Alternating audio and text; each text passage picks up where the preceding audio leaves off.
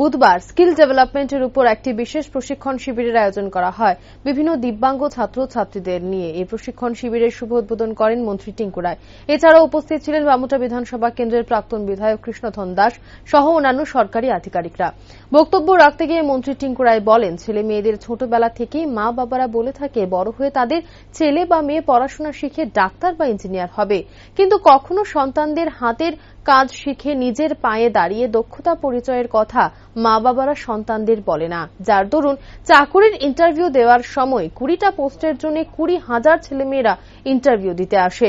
যদি সেই 20,000 ছেলেমেয়েদের ছোটবেলা থেকে হাতের কাজ শেখানোর চিন্তাধারা মা বাবার থাকতো, তাহলে 20টা পোস্টের জন্য পরিশ্রম করে এতগুলি ছেলে মেয়ে ইন্টারভিউ দেওয়ার প্রয়োজন পড়তো না, বরং নিজেদের দক্ষতার পরিচয় দিয়ে এরকম বহু স্টার্ট আপ কোম্পানি শুরু করতে পারত। তিনি আরো বলেন, ত্রিপুরা রাজ্যে আয়তন এবং লোক সংখ্যায় ছোট হতে পারে, কিন্তু দক্ষতার অভাব রাজ্যের ছেলে মেয়েদের মধ্যে অনেকটাই রয়েছে। এমনকি রাজ্যে রাবার চাষ, বাঁশ বেতের চাষ এবং ধূপকাঠির মতো বিভিন্ন শিল্পের জন্য বিখ্যাত ত্রিপুরা রাজ্য।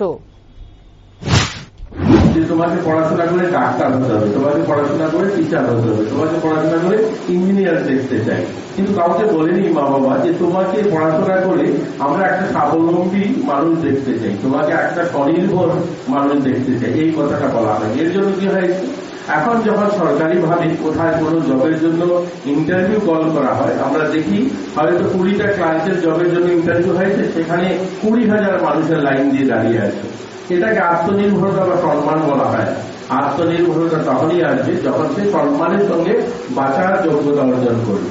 তো আমরা চাই আমাদের ছেলেমেয়েরা পড়াশোনার সঙ্গে সঙ্গে সেজন্য নিজেও কিছু করতে পারে, নিজের পায়ে নিজে দাঁড়াতে পারে।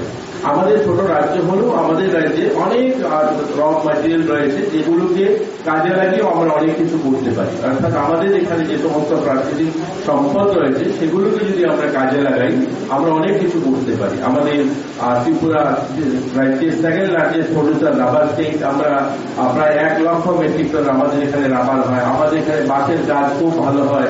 আমাদের এখানে আগরবাতি তৈরি করতে পারি আমরা। আমাদের এখানে যারা হ্যান্ডলুমের কাজ করেন এরাও খুব সুন্দর কাজ করেন। তো এই জন্য ছোট ছোট যে জিনিসগুলো রয়েছে এগুলোকে যদি আমরা কাজে লাগাতে পারি, এগুলোর উপরে যদি আমরা প্রশিক্ষণ নিতে পারি, তাহলেও আমরাও আমাদের নিজের পায়ে দাঁড়াতে পারি। তো এই ধরনের একটা ছোট্ট